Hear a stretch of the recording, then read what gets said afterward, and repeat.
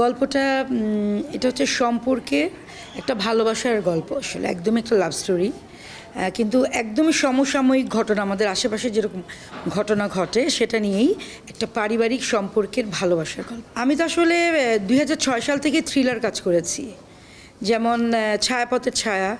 এখন যেগুলো ওটিটিতে হচ্ছে সেগুলো আমি 6 সালে, 7 সালে, 11 সালে কাজ করে ফেলেছি অলরেডি।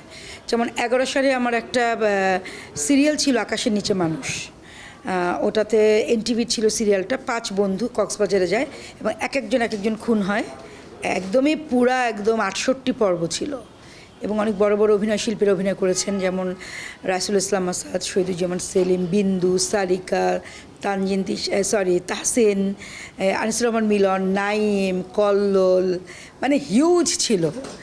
তো তখনই আসলে আমি অনেক, এখন যেগুলো ওটিটিতে হয় সেগুলো আমি অনেক আগেই করে ফেলেছি, যার জন্য আমার গল্প খুঁজতে খুব সমস্যা হয়, যদি এত কাজ করেছি। তো আর এবং আমার প্রহেলিকা যেটা, এটাও তো একটা থ্রিলার ছিল। লাস্ট যেটা করলাম আমি 23 সালে, এটাও তো অবশ্যই একটা থ্রিলার ছিল। এবং সামনে আমার যে ওয়েব ফিল্ম দুটো, আমি না আসলে থ্রিলার বলতে যে একদম কাটাকাটি, গলা কাটা, রক্ত পড়ছে, ওগুলোতে আমি বিশ্বাস না।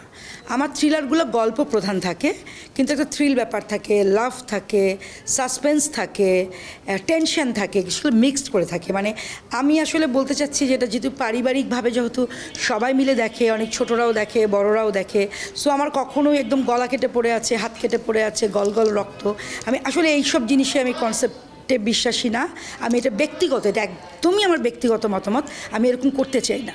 কিন্তু আমার যে থ্রিলিংগুলি সেগুলো হয়তো একটা খুন হয়, কিন্তু খুনটাও এমনভাবে হয় যেটা নাকি মানুষ ভয় পেয়ে যাবে বা কিছু, এরকম কিছু না, কিন্তু মানুষ মজা পাবে, মানুষ বসে থাকবে শেষ মুহূর্ত কি হয় জানার জন্য।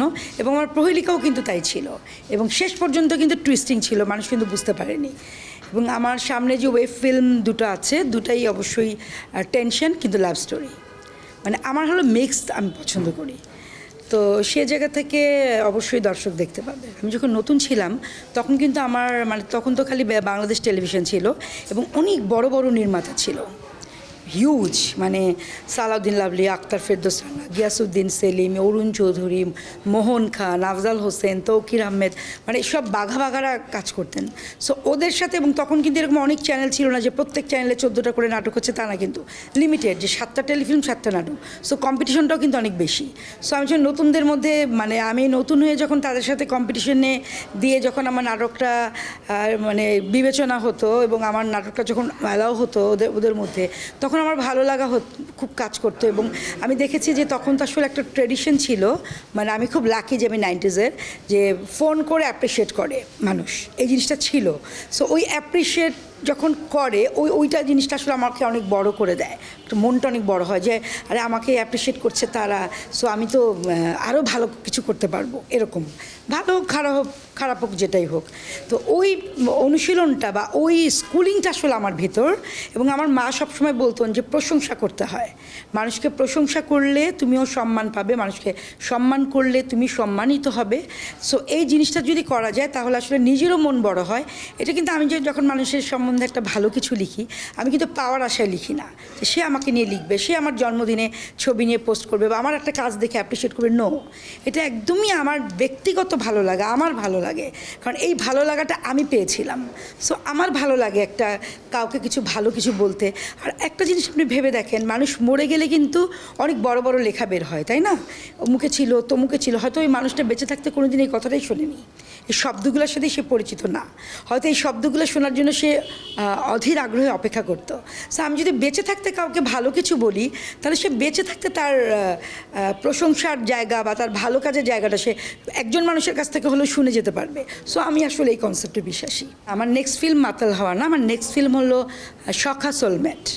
মাতাল হাওয়াটা আমরা একটা পরে পিছিয়েছি, কারণ সখা সোলমেট হচ্ছে আমার সিগনেচার, যেটা নাকি আমার মনে হয়েছে যে আমি একটা লাভ স্টোরি রেখে যাব, ম্যাচিউর লাভ স্টোরি, যেটা নাকি আমার উচিত রেখে যাওয়া, যেহেতু এটা সবাই বলে আমার সিগনেচার। আর মাতাল হাওয়াটা তো একটা অনেক রিয়েলিস্টিক, ওটাও লাভ স্টোরি বাট একটা অন্যরকম গল্প। তো ওটা যেহেতু আমাদের কথা ছিল শাবনূর, তা আমরা তো ওয়েট করেছি শাবনূরের জন্য, বা ও তৈরি হলে করব। শাবনূরের সাথে আমার কথা হয়, ও তো কালকে এসছে। সো সব কিছু ব্যাটে বেলে একটু ওয়েট করছি আর কি, তারপর দেখা যাক ওটাতে কী হয়। কিন্তু ফার্স্ট এই জন্য বসে না থেকে আমি সখা সোলমেট যেটা, এটা আমরা শুরু করব। মা কি কখনো দুই সন্তানকে আলাদা করে দেখে? কখনোই দেখে না। একদিক থেকে যেমন বিশ্বসুন্দরী আমার প্রথম প্রেম, প্রথম কাজ, প্রথম চলচ্চিত্র, সো ওইটার ভালোবাসাটা অবভিয়াসলি একটা আলাদা স্পেশাল।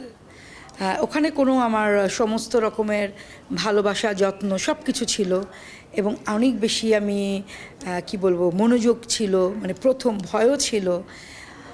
আর প্রহেলিকা যদি আপনি বলেন, তো আমি তো ততক্ষণ একটু ম্যাচিউরড, মানে প্রথমটার যদি কোনো ভুল ত্রুটি হয়ে থাকে, যদি কোনো সেটা নির্মাণের ক্ষেত্রে হোক, সেটা আমার টিমের ক্ষেত্রে হোক, সেটা আমার যোগাযোগের ক্ষেত্রে হোক, সেই জিনিসটা আমি কাটিয়ে নিয়ে আমি প্রহেলিকাতে যাতে সেই জিনিসটা না হয় সেটা আমি চেষ্টা করেছি। যদি ম্যাচিউরিটির জায়গা বলেন তাহলে সেটা হয়তো প্রহেলিকা, যেটা নাকি আমার ভুল ত্রুটিগুলো শুধরে আমি নেওয়ার চেষ্টা করেছি। তিনি হচ্ছেন আমার কাছে বটগাছ। বটগাছের ছায়া যখন একটা পথিক ঘুমিয়ে থাকে পরম নিশ্চিন্ত মনে বাতাসে ছায়ায়, সো ওনার হাত আমার মাথার উপর আছে, ওনার হাত আমার মাথার উপর আছে। ধরেন আমার যেদিন বিয়ে হয় 19 বছর 2 দিন, সেদিন থেকে আমি তাকে নেইবার হিসেবে পেয়েছি। এর আগেও আমি যখন ক্লাস 5-এ পড়ি, তখন তো আমার মা, আমি তো নতুন কুড়ি থেকে এসেছি, তখন আমার মা, আমরা পুরান ঢাকায় থাকতাম, তো আমাদেরকে বাসে করে নিয়ে যেত রামপুরাতে। তো একদিন আমরা দাঁড়িয়েছিলাম, আমার এখনও মনে আছে, আমি ট্রান্সপোর্ট পাচ্ছিলাম না, আমার মার 2 হাতে আমরা দুজন ছিলাম, আমি আর আমার বোন। তো তখন আবুল হায়াত বাবা, আমি তাকে বাবা বললে ডাকি, বিশ্বাস করি, তিনি যাচ্ছিলেন। বললো কি তোমরা ট্রান্সপোর্ট পাওনি? না। তিনি কিন্তু থাকেন একদিকে, আমরা থাকি কিন্তু আর একদিকে, কিন্তু এত রাতে তিনি কিন্তু আমাদেরকে গাড়িতে তুলে আমাদের বাসায় পৌঁছে দিলেন। সো সেই স্মৃতিটা আসলে আমার মগজে, সেদিন থেকে তিনি আমার কাছে বটগাছ। এবং তার মতো মানুষ, তার প্রতি জন্মদিনে আমি সকালে তার সাথে ব্রেকফাস্ট করি, দুপুরে তার সাথে খাই, তার ঈদে তার সাথে দেখা করি, যে কোনো দিন আমার যখন মনে হয় আমি ফোন করি না, মানে আমি এমনিই চলে যাই। তিনি আমাকে যে স্নেহ করে, ভালোবাসা করেন, তার কিছুটা মনে হয় আপনারাও আজকে জানতে পেরেছেন যে উনি আমাকে কতটুকু ভালোবাসেন, কতটুকু স্নেহ করেন। এবং ওনার ওয়াইফের কথা বলবো, শিরিন আন্টির কথা, তিনি মনে করেন যে কি বলবো, তিনি মাথার উপরে আছেন বলেই আমি হয়তো অনেক কিছু শিখতে পেরেছি, কারণ আমার তো অনেক কম বয়সে বিয়ে হয়েছে, 19 বছর বয়সে। তো তার কাছ থেকে আসলে আমার অনেক কিছু শেখা।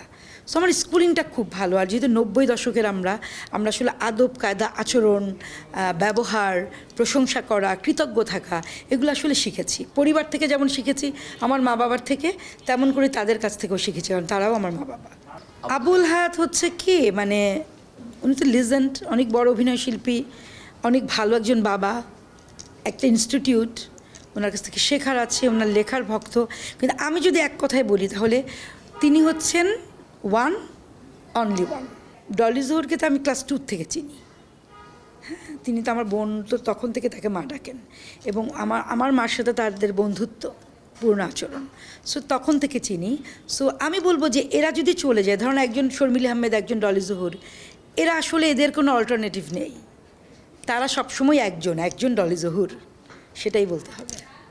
আর তারা থাকলে হয় কি, মানে অনেক হোমলি লাগে, অনেক ফ্যামিলি। আর অবশ্যই আমার সেট সবসময় ফ্যামিলি, এবং মাথার উপরে একজন থাকলে মনে হয় যে তারা তো আছে, কী চিন্তা, এরকম একটা মনে হয়। মানে তাদেরকে পেয়ে, এই নাটকটায় আমি তাদেরকে পেয়ে আমার মনে হচ্ছে আমার কোনো মানে হয় না যে ক্লান্তি নাই, মানে কোনো খারাপ মনে রাখা নাই, মানে খারাপ পাওয়া নাই। এবং এই নাটকটা ধরেন কেউ দেখলো না, ধরেন কেউই দেখলো না, আমি যেহেতু ভিউজ ডিরেক্টর না, কেউ দেখলো না, এতে আমার কোনো মন খারাপ হবে না, কারণ আমি জানি যে আমার নাটকের গল্প ভালো, তারা অভিনয় করেছেন অনেক সুন্দর, এবং নাটকটা খুব সুন্দরভাবে আমি নির্মাণ করার চেষ্টা করেছি। So I am happy. প্রান্তর দস্তিদার আমার কাছে মনে হচ্ছে এই সময়ের অনেক প্রমিনেন্ট একটা ছেলে, ওর সাথে আমার বেশ কয়েকটা কাজ হয়েছে, এবং আমার মনে হয়েছে সে এই সময়ের প্রমিনেন্ট, গুড লুক, অনেক সিনসিয়ার, থিয়েটার করা ছেলে মেয়ে এমনিতেই। সো চেষ্টা, এবং আরেকটা জিনিস ভালো লাগে, প্রান্তর দস্তিদার এটা সবাই 8:30 যখন সেটে আসে, এটা একটা ডিরেক্টরের জন্য অনেক আরামের। দেখেন একটু একজন বললো আমার মাত্র 2টা সিন বাকি, সো আমার শুটিং আজকে শেষ হয়ে যাচ্ছে 10টায়, প্রতিদিনই 10টা শেষ হয়ে যাচ্ছে। সো এটা একটা ডিরেক্টরের জন্য যেমন আরামের এবং পুরো টিমের জন্য আরামের, নেপথ্যে যারা থাকেন তারাও খুব খুশি হয়। So I am happy. আজকে যদি প্রান্তদোস্তার যদি দুপুর 12টায় আসতো, 2টায় আসতো, তাহলে আমার লেট নাইট হয়ে যেত, পরের দিন আবারও 12টায় 2টায় আবার লেট নাইট। সো এটা না, আমি যখন সুন্দর করে একটা লাইফ লিড করতে পারছি আমার কাজের ক্ষেত্রে, so I am so much happy. Tasnuva Tisha না যখন রিহার্সাল করে আমি বুঝি না যে ও কী করছে, মনে হচ্ছে ওকে আমার সব কথা শুনতে পায়। আচ্ছা আমি ওকে যা যা বলি ওকে শোনে, বাট আমি দেখি যখন অ্যাক্টিং করে ও মানে সবাইকে ছাড়িয়ে যায়, ওর অ্যাক্টিংটা মানে ধরাই যায় না, পুরো নিখুঁত অভিনয় করে। এবং ওর আর একটা জিনিস আমার ভালো লেগেছে, আমি যাদের সাথে আগে কাজ করেছি, শমী, বিপাশা, মিমি বা অপিতারিন বা তিশা বলেন বা সুবর্ণাপরা বলেন, মানে যাদের সাথে আগে করেছি সবাই কিন্তু স্ক্রিপ্টটা নিয়ে হোমওয়ার্ক করতো প্রত্যেকে, বিন্দু, মম, রিচি প্রত্যেকে কিন্তু হোমওয়ার্ক করতো। মাহফুজ, তৌকির, আমি তো ছেলেদের কথা ওইভাবে বললাম না। আমি দেখলাম তানজিন তিশাকেও তো এখন সবাই হোয়াটসঅ্যাপে স্ক্রিপ্ট নেয় না, সবাই তো স্ক্রিপ্ট নেয়, কিন্তু ও স্ক্রিপ্টটা নিজেরটাকে প্রিন্ট করে আমি তোর সাথে মানে অনেকগুলো কাজ করেছি, প্রায় 8-9টা তো হয়েছেই অবশ্যই। ওগুলোতে ওই যে সাইন পেন দিয়ে লিখে, পাশে কী কী পড়বে লিখে, কন্টিনিউটি লিখে রাখে। সো আমার কাছে মনে হয় যে একটা আর্টিস্ট, সে বাসায় হোমওয়ার্ক করছে, অন টাইম সেটে আসছে, সে অ্যাক্টিং করছে দারুণ। So why not? আসলে জীবনে তো চলার পথে তো আনন্দ, বেদনা, সুখ, দুঃখ, অপমান, গ্লানি, দুঃখ, কেউ কষ্ট দিয়ে কথা বলা, খারাপ ট্রল করা, এগুলো অনেক দেখেছি। তো দেখে আমার মনে হয়েছে যে এই যে বেঁচে থাকা, কিছুদিন আগে কিন্তু আমরা একটা মৃত্যুর দুয়ার থেকে সবাই ফিরে এসেছি, তাই না? আমরা দেখেছি মৃত্যু কী, একদম মনে করেন একদম শেষ মাথায়। সো ওই জায়গাটা থেকে আমরা বেঁচে এসেছি। কে বাঁচিয়েছে? উপরে যিনি আছেন, তার হুকুম ছাড়া তো কিছু হয় না। সো তার ইচ্ছায় যে আমরা বেঁচে আছি, তার ইচ্ছায় যে আমরা শ্বাস নিতে পারছি, সো সেই জায়গা থেকে মনে হয় লাইফ ইজ রিয়েলি বিউটিফুল। মানে আমি এটাই ভাবতে পারছি, ভাবতে চাই এবং বিশ্বাস করি। আমি আবার একটু বলতে চাই আমার দর্শকদের জন্য এবং সময় টিভির সবাইকে বলতে চাই যে আমি ব্যক্তিগতভাবে আমার 24 বছরের কেরিয়ারে না হোক, আমি আসলে সময় টেলিভিশনের কাছে খুব কৃতজ্ঞ। কারণ আমার ক্রুশিয়াল টাইমে একমাত্র সময় টেলিভিশন, যারা নাকি আমার পাশে থেকে ছিল, আমাকে সাপোর্ট দিয়েছিল, আমাকে মানে বিপদে যেতে দেয়নি, বরং আমাকে একটা ছায়ার মতো রেখেছিল, আমাকে একটা চেয়ার দিয়েছিল যেখানে আমি আমার কথাগুলো বলেছি। আমার দর্শক যারা ভুল বুঝেছিল তাদের সাথে আমি সেই কথাগুলো বলার চেয়ার পেয়েছিলাম। সো আমি আজীবন সময় টিভির সাথে আছি, নেপথ্যের সবার সাথে আছি এবং আজীবন থাকতে চাই।